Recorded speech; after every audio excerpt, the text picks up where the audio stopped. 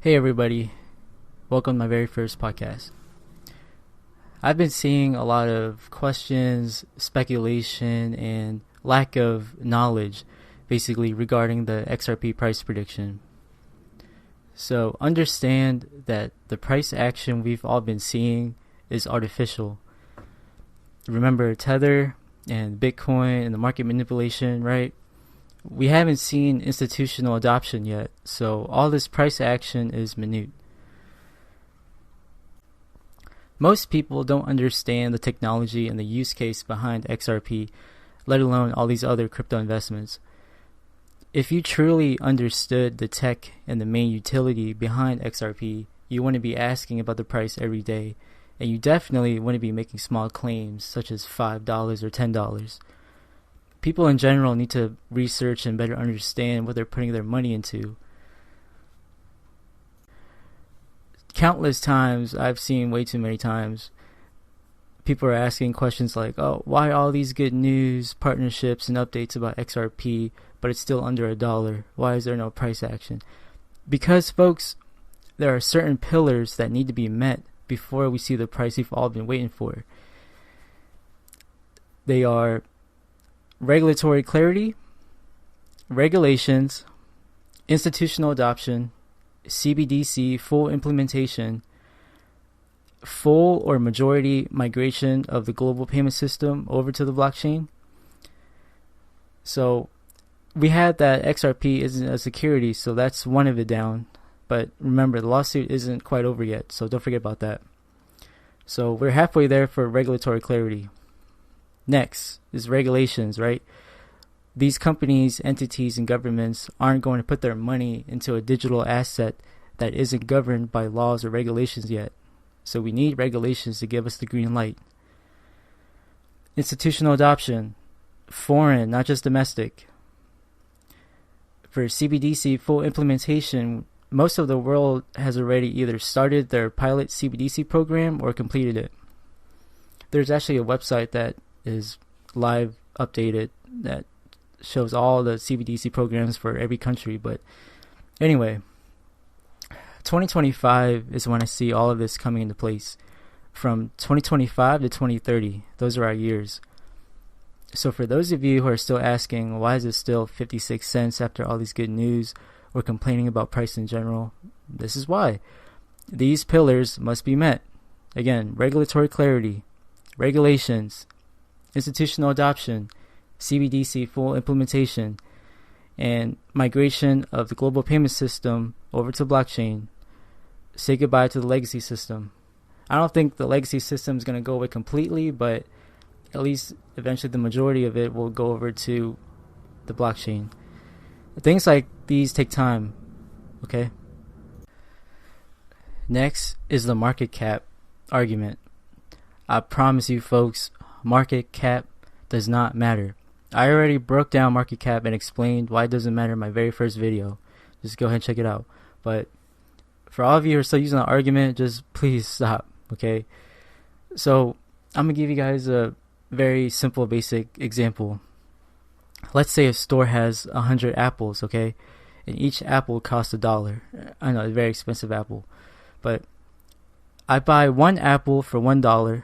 So the market cap is $100, right? Because $1 times 100 apples is 100.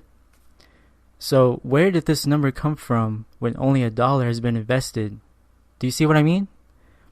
It's just the price multiplied by the circulating supply. Market cap does not mean that's how much money is invested in it. It's literally just a simple math equation. Market cap is one of the most misunderstood terms and concepts in investing, and I never understood why lots of people always misconstrued it. For those that are still using the market cap argument, please do better research and don't prevent others from making good investments due to your own misunderstanding. I know that example, it wasn't the greatest. It was just very simple and basic to help you understand the idea. Now, with technical analysis, I respect people who use TA, but I'm personally not a fan of it because technical analysis can't predict utility and institutional money that's going to flow through. TA is a construct which most people don't realize. The people who are smart enough to do technical analysis aren't wise enough to realize that it's a useless metric. It's good for short-term trading and day trading, but it's not really useful for long-term investments like XRP. I know I'm probably going to get a lot of disagreements with this, but a technical analysis to me is like this tunnel vision, like this box that makes your mind stuck in. It prevents you from seeing what causes all the price movement that we're going to be seeing in the future.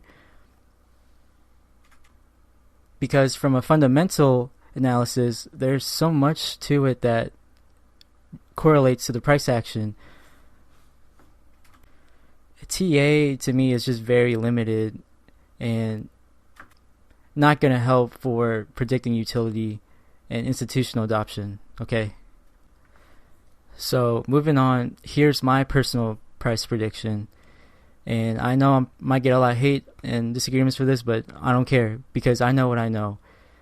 So realistically, 4 to 5 digits, but at an absolute minimum, 3 digits. Again, don't bring up market cap. I'm telling you, market cap does not matter. The price has to be high. If XRP is 56 cents and the bank wants to transfer hundreds of thousands of dollars or millions of dollars, do you think that'll work? Of course not. XRP must be valued at a high price in order to meet the demands of high value transactions. It still wouldn't even work at $5 or $10. It's a bridge currency, meaning it's a type of intermediary currency that facilitates transactions between two different currencies or financial systems. It serves as a medium of exchange to enable smoother and more efficient transactions when direct exchange between two currencies might be difficult or impractical. It can't be dirt cheap. Since XRP can be instantly convertible to other currencies, imagine the kind of money flowing through it, especially in cross-border payments. Cross-border payments isn't chump change, folks. It's literally trillions of dollars every year. Trillions. Anybody can look this up. I'm not making this up. Last year alone, in 2023, the total addressable market in cross-border payments was 40 trillion, and is supposed to grow over 50 trillion by 2030. Open your minds. Realize the magnitude of all of this and what you're invested in. I believe XRP is probably one of the best long-term investments. Not just the best digital asset investment, but one of the best investments overall. Take into account the burn rate, which makes it deflationary, right? Throw in the demand from institutions. The supply is already limited, so you have that aspect. So the value will increase over time.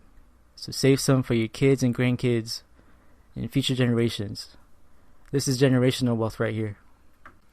I'm telling you, people, for those of you who are thinking it can only go to $1 or $5, $10, can't go anymore, no, it wouldn't work that way. There's so much to all of this that you don't know. Try and open your mind. Try to do more deeper research. There's a lot going on behind the scenes.